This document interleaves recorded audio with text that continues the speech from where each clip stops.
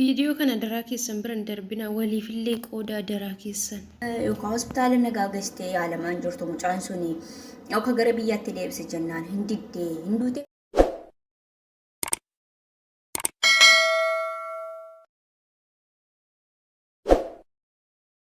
Ashamaa harka fuunee kabajamtoota hordoftoota chaanaal kennaa jaalalaa akkam jirtu nagaa keessanii anna gaara rabbiin galannaa ta'uu viidiyoon kuni har'a kan hojjetamee fi qimamocha mana madaamii keessa warra isaanii malee biyyi kuftuu warra isaanii malee omtuyyuu hin bareenne warra gara laafeeyyii warra gara jabummaa booletta awwaalee biraa akkanas dhufe warra otoo dhoobotanii ofiidhaa namoota biraa dheebuu baasanii warra otoo beela'anii asaanii dhiisanii namoota biraa beela baasan isiniif hiikanii viidiyoon kun hojjetamaa jiru sinin jedha obboloota koo kunis fayyummaa keessanii fi of eeggannoo akka taasiftaniifidha. Namni yoo fayyaa qabaate ofillee gargaaruu danda'a, namoota biraallee gargaaruu danda'a, biyyaafillee ta'uu danda'a. Isa hojjetaniyyuu immoo yoo fayyaa qabaatanii nyaachuu danda'u sinin jedha obboloota koo. Garuu viidiyoo kana dhaggeeffachuu akkuma jalqabdaniin laayik godhaa sinin jedha obboloota koo. Maatii taatanii kan hin jirre immoo sabskiraayib gochuudhaan gara maatii keenyatti dabalamaa walirraa baranna sinin jedha. Yaadaf qeeqa arrabashaa ta'uu jabina kiyyaa irrattis na jajjabeessu haa ta'uu yaada qabdan hundumayyuu kanarratti hojjedhu sanarratti hojjedhu yoo jettanis koomentii yookiis immoo saanduqa yaadaa keessa naaf ka'aadhaa wanta isin jettan hunduma isaayyuu na fudhadha sinin jedha obboloota koo. Egaa na jajjabeessaa adaraa keessan sinin jedha. Viidiyoo koo ilaaltanii hin darbinaadha. Namoota biraallee fayyada jettanii keessa keessan yoo amasiiftan sheer godhaa sinin jedha obboloota koo. Egaa har'a wanti na irratti dubbachuu barbaadu yeroo baay'ee akkuma beekamu daawwaa yookiis immoo qorichi manoota nuti keessa hojjennu biyyoota harabootaa keessatti isaanii kan isaan rafanii kan isaan ittiin ka'anii kan isaan ittiin oolanii akkuma nyaata nuti nyaannu sanatti misaa jennee qursii jennee galgalas immoo irbaata jennee isa nuti nyaannu isaa yeroo hundumayyuu akka sanatti jechaadha daawwaa kan isaan fayyadamanii kaartooniidhaan mana qabu baay'isanii jechaadha.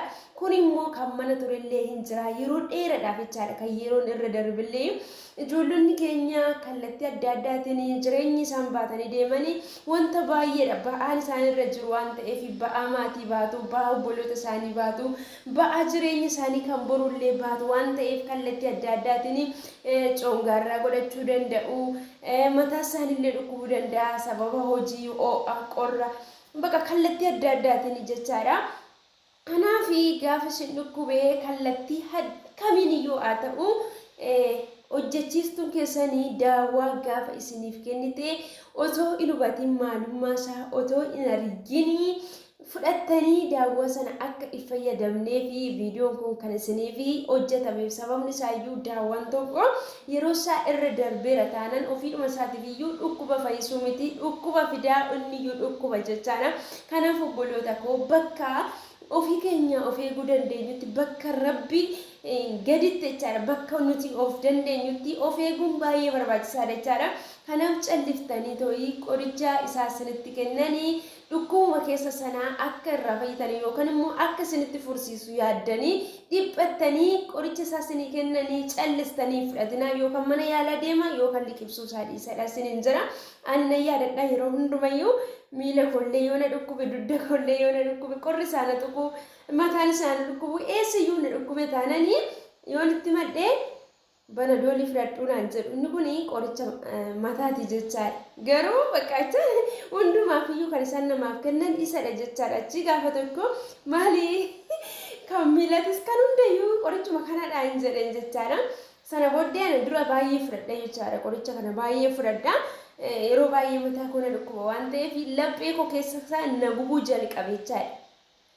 Sanarraan kaasetanii mataa kana yoo nobsee booddee na dhiisuu danda'a bakka natti bareeyyuu ta'u hin didu jedhee nan dhaabee erga sana mataan kiyyallee darbee na dhukkuba iyyuu na dhukkubu na dhiise garuu iffuradhu sinin jedha obboloota koo qorichoonni nuti fudhannu kan yeroo isaa irra hin darbine iyyuu yoo ta'e yeroo hunda bakka bartee ta'ee fudhanna yoo ta'e dhukkuballee keessa keenyatti fiduu danda'u sinin jedha kanaaf yoo dhukkubsattanii mana yaalaa deemadha malee callistanii qoricha mana argattanii garaatti akka of hin guurree adaraa keessanii sinin jedha of eeggadha obboloota koo yeroo hundumayyuu dhugaa rabbii ana obboloonni akka koo biyya namaa gola namaa keessa jiraatanii baay'ee tokko nama rartodoo keessa kobbanee isinitti agarsiisee hin danda'u malee kanaaf of eeggannoo godhaa isiniin jedha obboloota koo.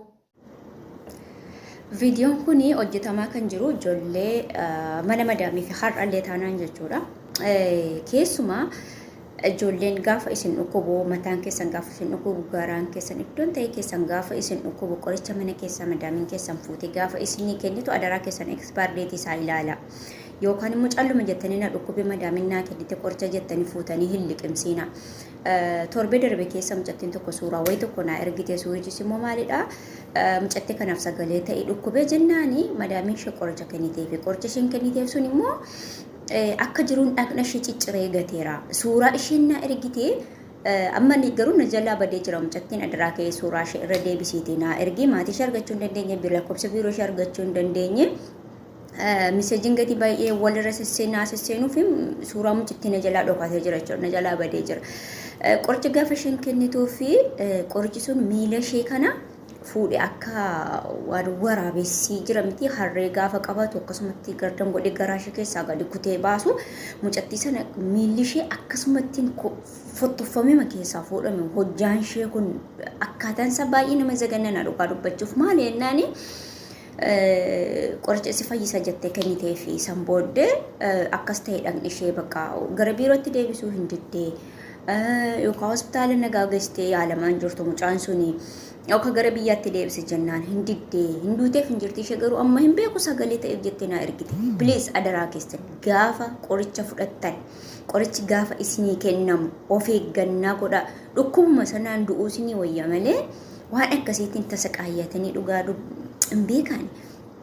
Kuni baay'ee dhugaa baay'ee akkam godhee akkasinitti hin beeku garuu na of eeggannaa godhaa adaraa keessan gaafa madaamiin keessan qoricha isinii kennitu qoricha nagaadha jettee maaltacha achi keessa akka jiru hin beektanii gaafa yoomii guyyaan sakkarraa dhume hin beektanii gataa dhukkubuma sanaan du'aa bakka isa isinii wayya isa isinii wayya dhugaa yookaan immoo mana yaala nageessittiin jedhaati mana yaalaati isin ilaalanii qoricha isiniifaa kennan. Akkasin isiniin jedhan gama kootiin of eeggannaa akka gootaniifidha. Keessumaa warri dhufaa jirtanii fi warri dhiyoo dhuftan waan akkasii baay'ee gatii irraa hin beekneefidha. Of eeggannaa godha. Hin barbaadu kan biraa naa bitittiin jedha yookaan mana yaala nageessittiin jedha malee qorichaan akkasittiin miidhamtanii du'uun baay'ee nama gaddisiisa. Jarri baay'ee garaa jabaatu dhugaa dubbachuuf. Gara jabummaa isaan qaban hin beekan. Baay'ee garaa jabaatu arge.